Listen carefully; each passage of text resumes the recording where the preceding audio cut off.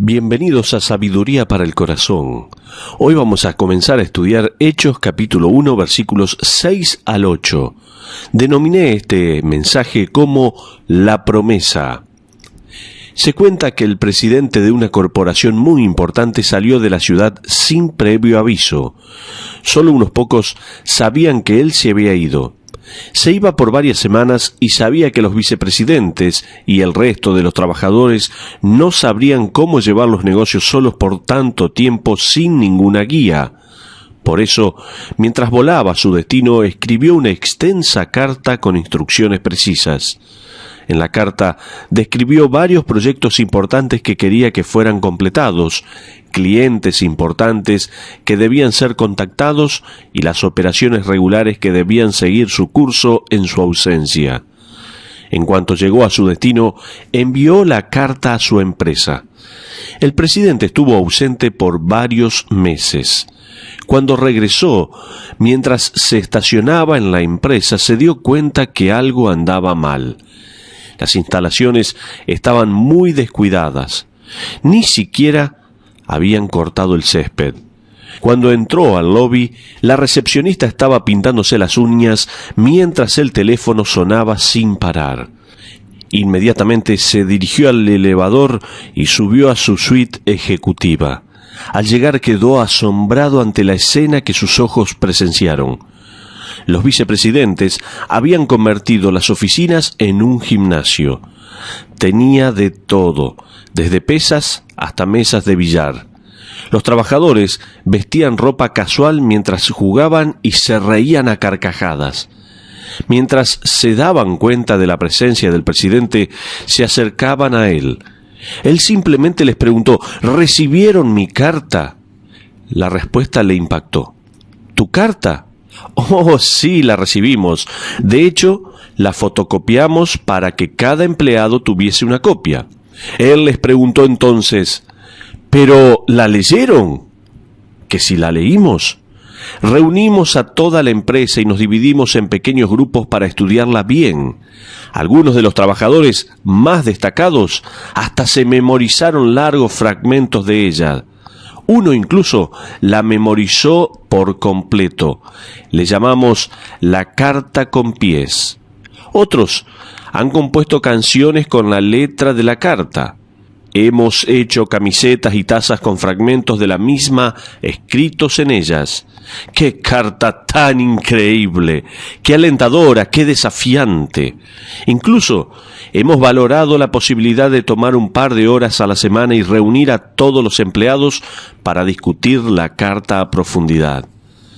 Al escuchar todo esto, el presidente se sintió desconcertado, pero continuó con la siguiente pregunta: ¿alguien hizo lo que les pedí en la carta? ¿Hacer? Sí, claro. Contactar a los clientes que les pedí, los proyectos que realizaran. ¿Alguien hizo lo que les pedí en la carta? Oh, no, señor. Mire, aún estamos en el proceso de desarrollar una manera estratégica y creativa de estudiar su carta. ¿Saben una cosa? Si existe una fábula que describe la actualidad de la iglesia moderna, es esta. La diferencia entre la iglesia en el libro de los Hechos y la iglesia en la actualidad es que la iglesia de hoy en día tiene mucho movimiento, mientras que la iglesia en Hechos creaba un movimiento. La típica iglesia evangélica tiene muchas actividades, pero poco poder. Muchos quedan impactados al descubrir que el propósito del Espíritu Santo no era simplemente dar poder, sino crear un avivamiento mundial. Dios sabía que una trampa seductora intelectual y pietista para sus seguidores sería el error de pensar que leer la carta y estudiar la carta era suficiente, que memorizar la carta era suficiente. Para ayudar a sus seguidores a no caer en esta trampa, Dios incluyó en su carta una porción titulada El Libro de los Hechos. Cuando abrimos su carta en el Libro de los Hechos, somos inmediatamente confrontados por creyentes que se atrevieron a hacer lo que debían hacer. Creyentes que se comportaban de acuerdo a sus creencias. En el primer capítulo del libro de los Hechos descubrimos las instrucciones de parte de nuestro presidente, el pastor principal.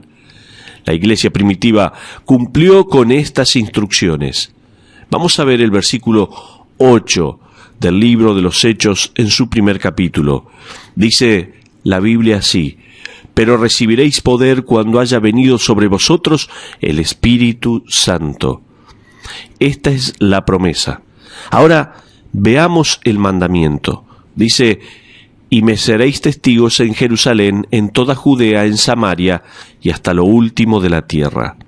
Según este versículo, la iglesia no se mide por la cantidad de miembros, sino por si están o no completamente entregados a su misión.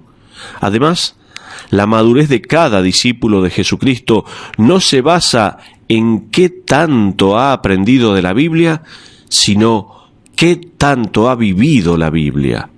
Ahora bien, veamos la infinita promesa y el desafío. Como un prólogo, quiero mencionar esto.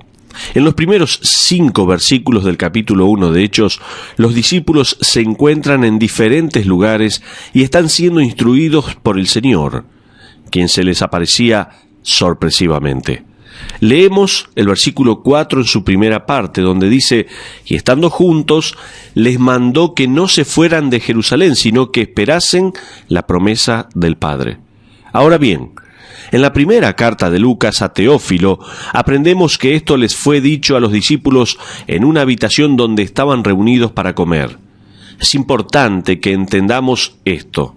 Busquemos Lucas, por favor. Busca Lucas capítulo 24, versículos 42 y 43. Los discípulos están comiendo juntos en una habitación y de repente se aparece Jesús. Dice la Biblia: entonces le dieron parte de un pez asado y un panal de miel, y él lo tomó y comió delante de ellos. Saltemos ahora a los versículos 45 al 47, donde dice la Biblia: entonces les abrió el entendimiento para que comprendiesen las Escrituras, y les dijo: así está escrito y así fue necesario que el Cristo padeciese y resucitase de los muertos al tercer día, y que se predicase en su nombre el arrepentimiento y el perdón de pecados en todas las naciones, comenzando desde Jerusalén, y vosotros sois testigos de estas cosas. He aquí, yo enviaré la promesa de mi Padre sobre vosotros, pero quedaos vosotros en la ciudad de Jerusalén hasta que seáis investidos de poder desde lo alto. ¿Les suena familiar esto? En el libro de los Hechos, Lucas retoma la historia donde la había dejado. De hecho, los primeros 5 versículos del capítulo 1 de Hechos son un recuento de las últimas secciones del Evangelio. Pero vamos a hacernos una buena pregunta. Continuemos con esta secuencia y veamos el versículo 6 del capítulo 1 de Hechos. Dice la Biblia: entonces los que se habían reunido le preguntaron diciendo: Señor, ¿restaurarás el reino a Israel en este tiempo? Inmediatamente pensamos: ¡qué pregunta tan tonta! Se parece a cuando Simón Pedro le preguntó: Señor, ¿ya es hora? Es una pregunta tonta a menos que usted sepa dónde los apóstoles estaban reunidos. En el versículo 4 se encontraban en una habitación, pero en el versículo 6 se encontraban reunidos en el Monte de los Olivos. ¿Cómo sabemos dónde estaban reunidos los apóstoles? Primeramente, el Señor debía ascender al lado de su Padre. Él no asciende a través del techo de la habitación, sino desde el Monte de los Olivos. De hecho, veamos el versículo 9. Dice así: habiendo dicho estas cosas, viéndolo ellos, fue alzado y le recibió una nube que le ocultó de sus ojos. Ahora veamos los versículos 12 y 13 en su primera parte. Dice la Biblia: entonces volvieron a Jerusalén desde el monte que se llama del Olivar, el cual está cerca de Jerusalén, camino de un día de reposo, y entrados subieron al aposento alto donde moraban. Esto nos muestra otra perspectiva de la pregunta de los apóstoles. Señor, ¿restaurarás el reino a Israel en este tiempo? ¿Por qué le hicieron esa pregunta? Podemos pensar, porque se referían a las enseñanzas de Jesús acerca del reino de Dios en la tierra, que sucederá algún día, en su escaso entendimiento de la profecía del Antiguo Testamento acerca del reino venidero. Por ejemplo, Zacarías capítulo 14, versículo 4a declara: «Y se afirmarán sus pies en aquel día sobre el monte de los olivos, que está enfrente de Jerusalén al oriente». Entonces, en Hechos capítulo 1, versículo 6, los pies del Cristo resucitado, el soberano Rey de Reyes, están en el monte de los olivos. Y los apóstoles preguntaban: «Señor, ¿es este el tiempo? ¿Es ahora?». Fue una muy buena pregunta, y el Señor no los regañó por preguntar acerca del reino. Ellos estaban en lo correcto al referirse a un reino en el sentido literal de la palabra, solo que estaban errados en cuanto al momento en que esto ocurriría. Hay algo que los profetas no sabían ni habían visto. Entre la primera y segunda venida del Señor surgiría algo totalmente nuevo: la era de la Iglesia. En esta era o dispensación de gracia, el mensaje de redención no llegaría solo a oídos de las 12 tribus de Israel, sino que también a las naciones gentiles de todo el mundo. Pero vamos a ver una advertencia. Ahora bien, cuando no vemos ni siquiera una palabra de regaño con respecto a la pregunta acerca del establecimiento del reino de Dios, el Señor Jesús sí requirió a los apóstoles y a otros por tratar de establecer el día en que los eventos futuros ocurrirían. Francamente creo que este llamado de atención era tan dirigido a la Iglesia como lo fue a los apóstoles.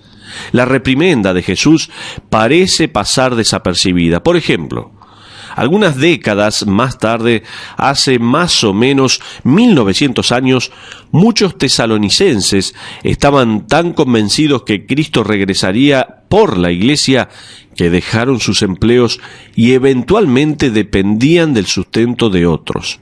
Pablo tuvo que desafiarlos en 2 Tesalonicenses capítulo 3 versículo 10b con las siguientes palabras: «Si alguno no quiere trabajar», implicando que podían trabajar, «tampoco coma».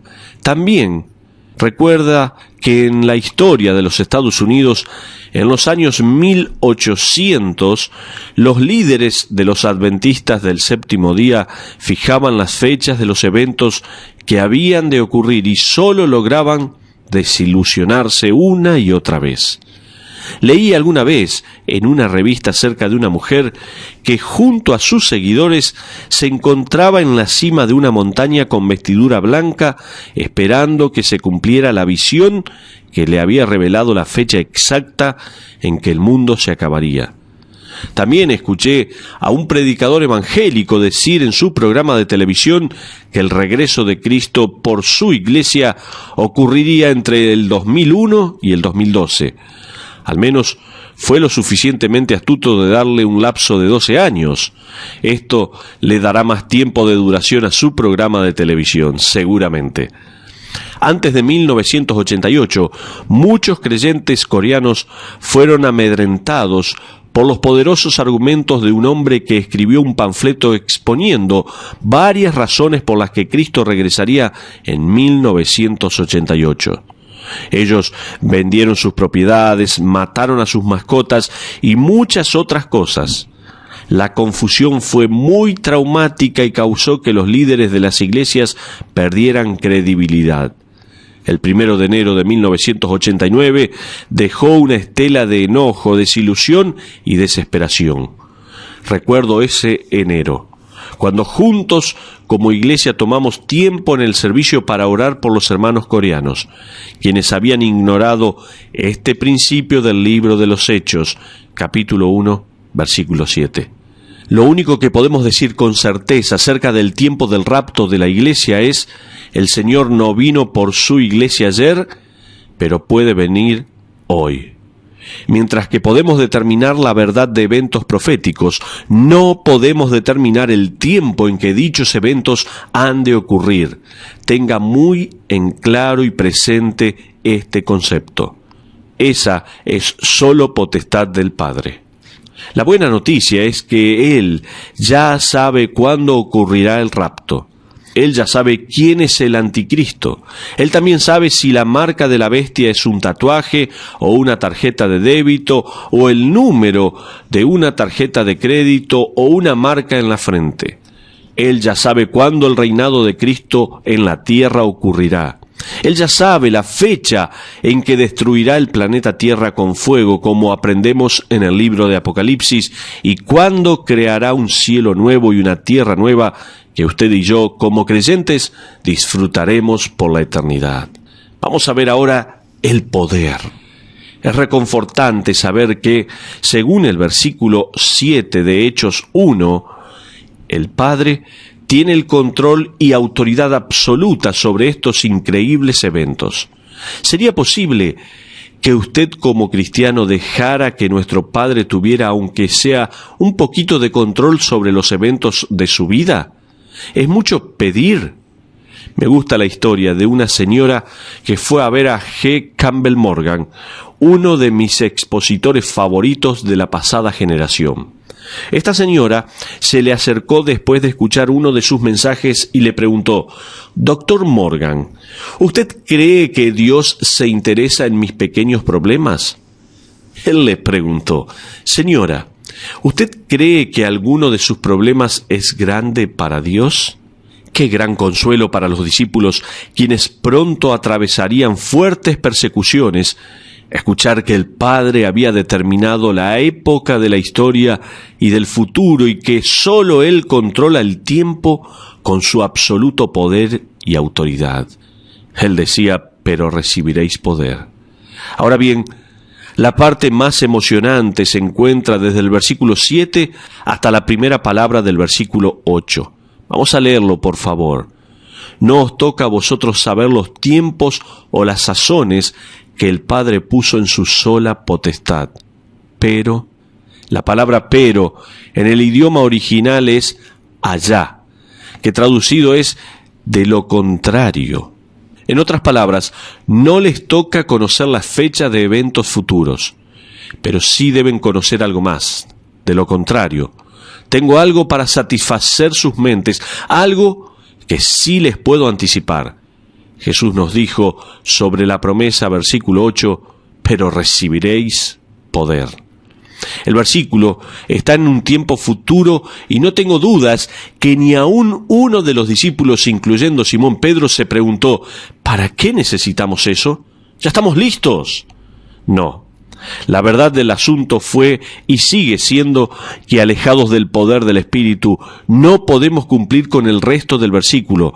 No podremos impactar a nuestra generación con el Evangelio de Jesucristo. Si el Espíritu no descendía sobre los discípulos, ellos no tendrían poder. Recuerde eso. Parte de nuestro problema como creyentes, en cuyas vidas mora el poder del Espíritu, es que no estamos totalmente convencidos de que lo necesitamos. Martin Luther dijo: «Dios creó al mundo de la nada. Cuando aceptamos que no somos nada, Él puede hacer algo con nosotros también». Me atrevo a pensar que cada uno de los discípulos sabía que Él no era nada. Ellos sabían que necesitaban y dependían de algo más que la fuerza de la voluntad, el intelecto o el compromiso. Un apagón nos recuerda el valor de un poder invisible llamado electricidad. No entiendo de qué se trata. No puedo ver la electricidad, pero la necesito. También entendemos que no importa cuánto paguemos por nuestros equipos electrodomésticos, no importa qué tan lindo luzcan o qué tan eficientes sean, sin esa fuerza invisible de poder no tuvieran valor alguno para nosotros. Tony Evans destaca algo muy importante en su libro acerca del Espíritu Santo. Él escribe que nosotros somos como equipos electrodomésticos, tenemos todos los componentes para una vida y ministerio eficientes, pero no tenemos una fuente de energía intrínseca. No hemos sido diseñados para funcionar por nuestros propios medios, sino que debe haber una dinámica operando en nuestras vidas que vaya más allá del entendimiento y la razón. Vamos a ver esta persona. La palabra usada para describir el poder prometido en el versículo 8 es la palabra dinámico, que viene de la palabra griega dunamis. De ahí se derivan las palabras dinámico y dinamita. Sigamos ahora con el versículo 8, donde dice: pero recibiréis poder cuando haya venido sobre vosotros el Espíritu Santo. Esta es la promesa del Señor a los apóstoles. Él les dice: señores, están a punto de recibir una dinamita. Están a punto de recibir un dinamismo que revolucionará sus vidas. Una fuente de energía que los hará funcionar. Pero no es una cosa, sino una persona. Recuerde que los apóstoles estaban esperando la venida del Espíritu Santo. El descenso del Espíritu Santo dependía de la ascensión, como ya el Señor les había enseñado. La ascensión del Señor ocurre en el próximo versículo.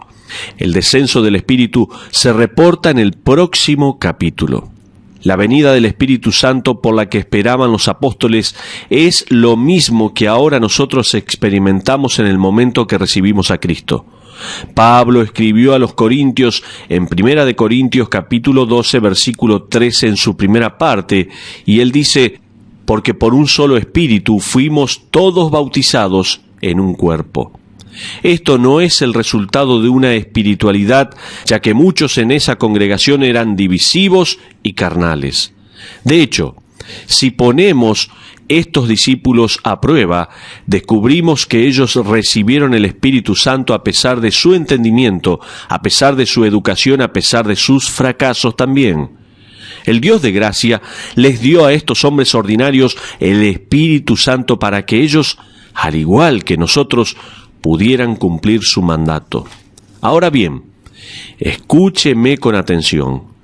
El poder de una persona es la persona del Espíritu Santo, quien es la fuente de energía. Eso significa que los cristianos no necesitamos orar por el poder, solo necesitamos someternos a la persona. No necesitamos orar para que venga el Espíritu Santo, no necesitamos suplicar, llorar y ayunar para que el Espíritu Santo descienda, solo necesitamos rendirnos al Espíritu que ya vino. Hay una prioridad. En el día de hoy prevalece otra manera de pensar que es errada. Es el creer que el poder del Espíritu lo es todo. Tal vez has escuchado a alguien decir: quiero sentir el poder del Espíritu. ¿Por qué?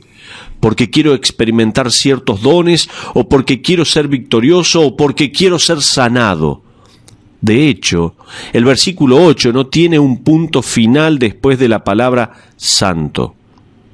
Miremos el versículo nuevamente. Cuando haya venido sobre vosotros el Espíritu Santo, y continúa. Esto marca el fin de la búsqueda del cristiano. El Espíritu Santo no ha descendido con el propósito de anunciarse a Él mismo. El Señor Jesucristo dijo en Juan capítulo 16, haciendo una paráfrasis, decía esto: voy a ascender al Padre y el Espíritu descenderá, y cuando Él, el Espíritu, venga, me glorificará.